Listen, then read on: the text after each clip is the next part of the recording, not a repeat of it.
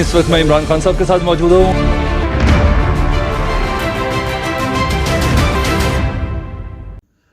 बिस्मिल्लाहिर्रहमानिर्रहीम, अस्सलाम वालेकुम। यूट्यूब में सलमान हैदर आपके सामने है। इस बार बहुत ज़बरदस्त किस्म की इंफॉर्मेशन और रिपोर्ट आपके सामने लेके आया हूँ।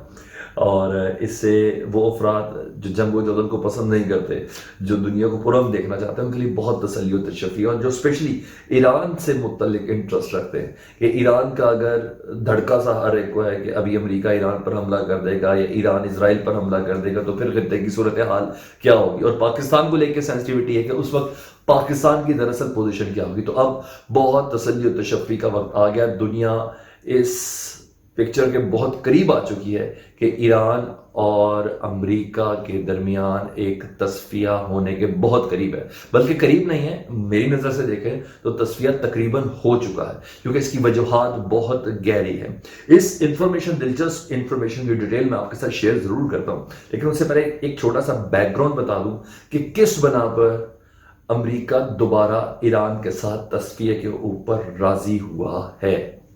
ईरान ने किस तरह की अपनी मूव खेली पिछले 6 सालों के दौरान कि अमेरिका खुद आगे आया है, जो बाइडन की हुकूमत खुद सामने आई है कि हाँ, हमें दोबारा इस पुरअमन खित्ते की तरफ जाना है। नहीं जाएंगे तो एक और जंग का दहाना तो अमेरिका खोल सकता है, लेकिन कोई कामयाबी का तसव्वुर भी अमेरिका के लिए नहीं है। मैं थोड़ी सी बैकग्राउंड बताता हूँ। 2015 में यूरोप और अमेरिका के साथ मिलकर ना ईरान के साथ एक तस्फिया हुआ था, एटमी मुआहदा हुआ था, जिसके बाद ईरान बहुत पुरअमन तरीके से इस एटमी मुआहदे के ऊपर कायम और दायम था। किसी किस्म की कोई वायलेशन ईरान की जानिब से नहीं थी। यूनाइटेड नेशंस के, अमेरिका के, यूरोप के मुबस्सरीन, एटमी मुबस्सरीन, साइंसदानों ने आकर सारी डिप्लॉयमेंट्स देखी थी कि कहाँ कहाँ सेंट्रीफ्यूजेस के कारखाने थे, क्या वो काम कर रहे हैं कि नहीं कर रहे, यूरेनियम की अफजूदगी हो रही है या नहीं हो रही है, और ईरान मुकम्मल तौर पर इस मुआहदे पर कारबंद था। यह आपको भी पता और मुझे पता है। फिर जब डोनाल्ड ट्रंप साहब आए ना 2017 में, तो उन्होंने इजराइल को खुश करने के लिए, क्योंकि उनके दामाद कॉशनर थे, हाँ, उनके दामाद के खुद भी जीव थे, तो इजराइल के साथ बहुत ज़्यादा ताल्लुकात थे, तो उनकी बहुत ज़्यादा कोशिश थी कि एक इजराइल को खुश रखना और एक इंडिया को इस सिलसिले में खुश रखना है। तो वो उन्होंने इस मुआहदे से पीछे हट गए थे, जिस पे यूरोप बहुत ज़्यादा हैरान था। ईरान को कोई अचंभा नहीं था, कि ईरान को इसका नजर था कि अमेरिका कभी ना कभी ऐसा ज़रूर करेगा। और इन 4 सालों में, 2017 में ये इस मुआहदे से बाहर गए थे डोनाल्ड ट्रंप। यूरोप की तरफ से ना ट्रंप के ऊपर बहुत ज़्यादा प्रेशर था इस चीज़ का कि ये अमेरिका खुद जानबूझ के एक जंग का महाज क्यों खोलना चाहता है। इसके बाद ना ईरान के ऊपर बहुत ज़्यादा पाबंदियां मजीद लग गई थी। अब तो किसी को तेल भी नहीं बेच सकता था, हालांकि उससे पहले इस मुआहदे की रूह से इजाज़त ये थी कि ईरान तेल के बदले सामान खरीद सकता है दुनिया की किसी भी मंडी से, लेकिन कोई बड़ा मुआहदा नहीं कर सकता था। यही वजह थी पाकिस्तान का ईरान के साथ जो गैस पाइपलाइन का मंसूबा था, आज तक सिर्फ कार्क लगा हुआ है, हम गैस नहीं ले सके। ईरान अपनी इस्ताद से बहुत ज़्यादा बिजली पैदा करता है, और पाकिस्तान की तकरीबन मुफ्त के बराबर वो बिजली होती है अगर पाकिस्तान लेना चाहे, लेकिन अमेरिका का दबाव इतना है कि पाकिस्तान वो बिजली भी नहीं ले सकता था। इसी तरह हमारे नहीं, दीगर ममालिक के साथ भी ईरान ने एक कौम की हैसियत से तो दुनिया को बनवाया, लेकिन एक उम्दा इकॉनमी बन के नहीं उभर रहा था। उसके बाद ये हुआ कि जब डोनाल्ड ट्रंप साहब इस मुआहदे से गए ना, फिर इजराइल की जानिब से एक के बाद दीगरे हमले होने लगे। कासिम सुलेमानी का हमला आपको मालूम है, इराक के अंदर जो हुआ। फिर ईरान की जानिब से, ईरान की तरफ जो डिप्लॉयमेंट थी दीगर एटमी मुआहदे के सिलसिले में, क्योंकि 2 साल तक उन्होंने सब्र किया, उसके बाद उन्हें गाहे बगाहे अपनी तौर पर भी महदूद पैमाने पर एटमी सरगर्मियां दोबारा ईरान ने भी शुरू कर दी थी। और इन तमाम सरगर्मियों पर अमेरिका और इजराइल मुसलसल हमले करते रहे। ईरानी जो टॉप साइंसदान हैं उनको भी एक हमले के अंदर मारा गया था। ये सारी बैकग्राउंड। अच्छा, उसके बाद सब्र और तशफ़ी से ये सारा मामला चलता रहा। अमेरिका की जानिब से धमकियाँ शमकियाँ आती रही। फिर जो बाइडन साहब की हुकूमत आई, जो बाइडन को थोड़ा सा सुलह जो पाया हमने, उनका इजराइल के हवाले से और फ़लस्तीन के हवाले से दो रियासी नज़रिया किसी से ढका छुपा नहीं है। ईरान के हवाले से भी उन्होंने अपनी पहली उसमें कहा था कि ईरान के मामले में हमारी पॉलिसी इतनी नरम नहीं होगी, लेकिन दुनिया जानती है कि Joe Biden as compared to Trump थोड़े सुलहजू तबीयत के, और ये सुलहजू तबीयत ही है जिसकी बिना पर अमेरिका को ईरान के सामने, कह देता हूँ मैं, घुटने टेकने पड़े। ईरान की कोई शर्त नहीं थी। ایران نے کوئی آفر نہیں دی تھی کہ ہمارے ساتھ دوبارہ معاہدہ شروع کیا جائے، دوبارہ مذاکرات شروع کیے جائے، یہ سب ہو رہا تھا.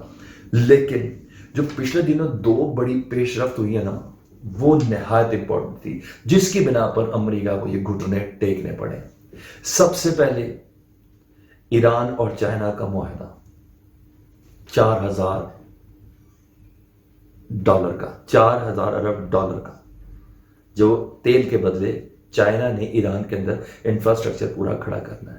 یعنی اس نے کسی بھی امریکی دباؤ کو، یورپ کے دباؤ کو قطع نظر رکھتے ہوئے ایران کے ساتھ اپنے معاملات سیدھے کر دیے. خیر اس کے کہ یہ سی پیک، چابہار اور پاکستان اور یہ چائنا، اس کے اندر ایک پاور بنتی جا رہی تھی. امریکہ حیران تھا کہ ہماری دھمکیوں کا بھی ایران کے اوپر کوئی اثر ہو نہیں رہا.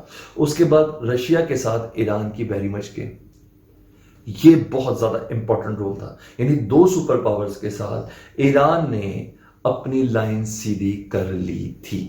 یعنی کبھی بھی اسرائیل یا امریکہ ایران کے خلاف مد مقابل ہونے کی کوشش کرتے تو امریکہ کو اس بات کا اندازہ ہو چکا تھا کہ دو سپر پاور اب ایران کے ساتھ کندھے سے کندھا ملا کر کھڑی ہوئی ہیں. یہ تھا وہ جسے کہتے ہیں ایک زوردار وار اسٹریٹجیکل علاقے کے اندر چائنا، ایران اور رشیا کی جانب سے. یہ وجہ تھی کہ یورپ کا دباؤ کہا گیا، یورپ کے دباؤ کی بنا پر ویانا میں مسلسل ایک بیک ڈور تو نہیں، فرنٹ ڈور، مگر بہت اعلیٰ سطح کی بھی نہیں لیکن سفارتی سطح کے اوپر یہ ملاقاتیں ہو رہی تھی. اور امریکہ نے دوبارہ سے کہا کہ ہم اس معاہدے کے اندر دوبارہ سے واپس آنا چاہتے ہیں. ایران نے کبھی نہیں کہا. حسن روحانی، خامنائی، وہ ایک سٹانس پر، ایک ہی پیج پر کھڑے ہوئے تھے، انہوں نے کبھی نہیں کہا. لیکن اس بار ان دو اسٹریٹجک موومنٹ جو تھی زبردست قسم کی خطے کے اندر، رشیا ایران اور چائنا ایران کے ساتھ ملنے کے بعد امریکہ نے یہ سوچ لیا کہ نہیں، اس باری دھمکی اور پابندیوں سے بات نہیں ہٹے گی. اچھا، اب امریکہ نے آسٹریا کے دارالحکومت ویانا میں ایران کو جوہری معاہدے پر مذاکرات کی بحالی کے لیے بہت سنجیدہ تجاویز دی ہے. امریکہ نے، یہ میں آپ کو امریکہ نے تجاویز دی ہے، اور اس تجاویز کی روشنی میں امریکہ یہ امید کا اظہار کر رہا ہے کہ ایران بھی اس میں سنجیدہ طور پر اس کا جواب دے گا. چاہے اس کے کہ پہلی شرائط ایران نے سامنے رکھی ہوئی ہے کہ کیا ہمارے جو ایسٹس فریز کیے گئے ہیں دنیا بھر میں، کیا امریکہ دوبارہ سے اوپن کرے گا؟ ہمارا جو مال ہے، ہمارا جو پیسہ جو ڈالر کی شکل میں امریکہ کے اندر موجود ہے، کیا جو فریز کیا گیا ہے اس کو دوبارہ سے لیکوڈ حالت میں لایا جائے گا؟ کیا ایرانی تیل کو ایران کاروبار کے سلسلے میں دنیا سے تجارت کے طور پر استعمال کر سکے گا؟ یہ وہ تمام اہم شرائط تھیں جو 2015 میں اس ایٹمی معاہدے کی روشنی میں یورپ، امریکہ اور ایران کے درمیان سگنیٹری تھیں. لیکن 2017 میں ڈونلڈ ٹرمپ نے ان معاہدوں سے پیچھے ہٹ گئے تھے. تو اب یہ خوشائند خبر ہے کہ آسٹریلیا میں یہ تمام آپشنز کے ساتھ اب جو یہ سفارتی جو اہلکار ہیں، نمائندے افسران ہیں، یہ امریکہ جائیں گے اور ایران والے ایران جائیں گے اور وہاں جا کے یہ ڈسکس ہوگی. ایٹ لاسٹ یہ طے ہے کہ ایران اور امریکہ اور یورپ کا معاہدہ دوبارہ سے ہونے جا رہا ہے. اچھا، اس سلسلے میں بڑی زبردست ایک بات تھی کہ جو بائیڈن صاحب کا جب یہ الیکشن جیتے تھے نا، تو انہوں نے الزام لگایا تھا کہ ہمارے انتخابات میں ایران نے مداخلت بھی کی ہے. اچھا، اس کی ڈیٹیل انہوں نے نہیں بتائی تھی، اور انہوں نے کہا کہ وہ غیر ایٹمی وجوہات جس کی بنا پر پابندیاں لگائی گئی، خواہ وہ دہشت گردی ہو، دہشت گردی سے مراد وہ یمن والوں کی ہیلپ کہتے ہیں، وہ حزب اللہ کی ہیلپ کہتے ہیں سیریا کے سلسلے میں، اس کو وہ دہشت گردی کہتے ہیں.